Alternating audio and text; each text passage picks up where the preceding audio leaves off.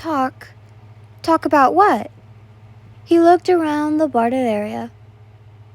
Not here. Let's go sit down somewhere. You tilted your head at his statement. His tone was so different than before. It was the same as a couple months ago. It was cold. You decided to follow him. Is something wrong? Silence. Nothing. Please, talk to me. Have I upset you or something? You have done nothing of the sort, Xian. Then why are you like this? Like what? He stopped walking, turning to look back at you. You're being weird. You don't feel to be distant. He was silent. Distant? He didn't want to be distant himself. But he didn't have much of a choice, as even if he was to try to make sense of it, to you, he couldn't. Yin, the truth is you're having a bad day, aren't you? Kokushibo was stunned. What were you saying? He was trying to explain something to you. No, Yin, I need to. You need cheering up, don't you? Kokushibo looked at you with stunned eyes. Were you really that adamant about not listening to the words that were coming out of his mouth? I know what will exactly help. He watched as you turned around and began walking away. He scoffed, standing there stunned at your naivetiness. Blah. Realizing that he was not to follow you, you turned back to grab his hand. Well, don't just stand there. I'm trying to help you. Kokushibo looked at you with a strange expression, but you ignored it. You squeezed his hand, the warmth radiating from his skin. He didn't like this. He could never get used to this. And you headed out on a tangent, walking at a fast pace that quickly turned into something faster.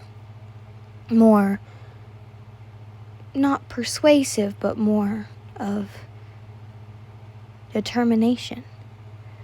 Kokushibo didn't like to rush, and felt strange being pulled behind you like this.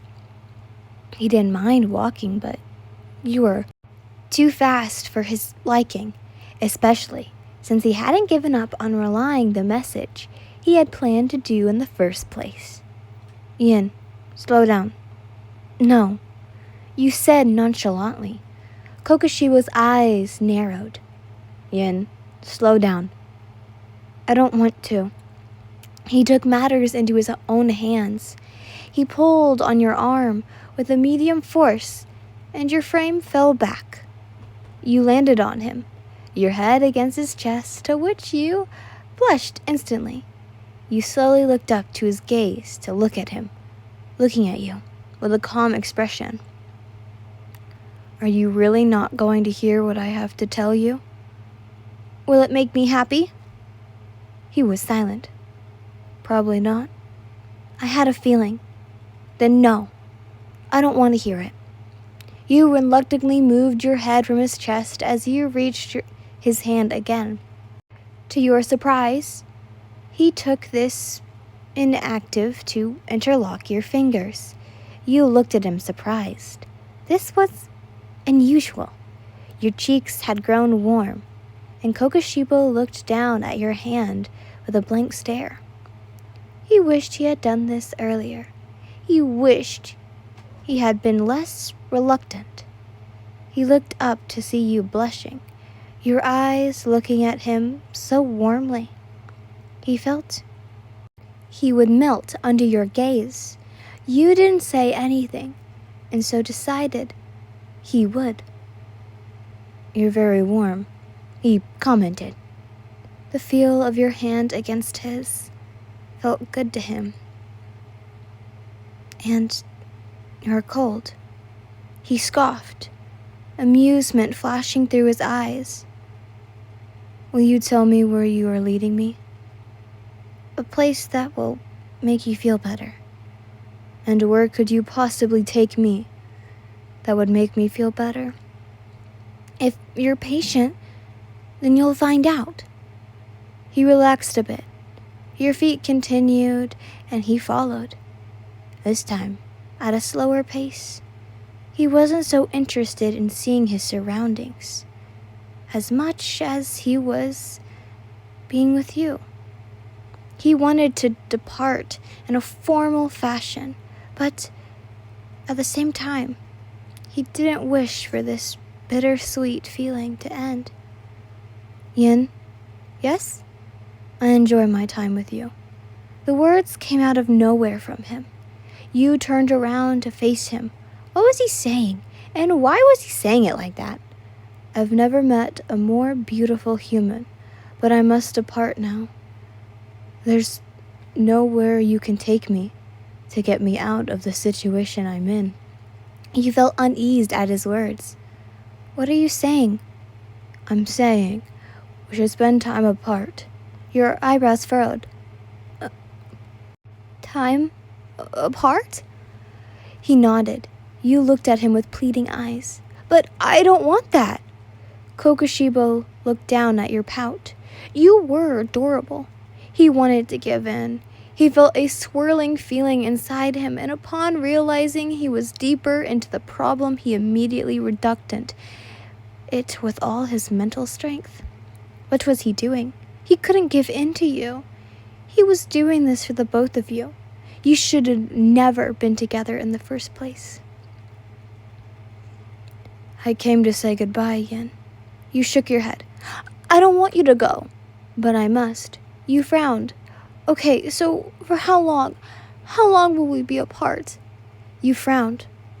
You can't just disappear in one day. I like being around you. I want you to stay here. I don't have to see you all the time, but at least every once in a while. Kokushibo looked down at you. That was the problem. He needed to disappear completely from your life. He liked being around you, and each time he visited, his wanting got worse. He needed detachment, complete and utter detachment. You mustn't see the look in his eyes because you spoke. Think about it. You don't have to. Just think about it. Think about staying with me and visiting just sometimes at least. He didn't respond. You swallow hard, hiding the build-up emotions that was about to surface. You walked over to him, sighing gently, your hands extended towards him, squeezing him like for a final time. In case I never see you again. Your hands left him, your eyes sparkling before you stepped back. Goodbye, Mr. Demon. Goodbye, Yin.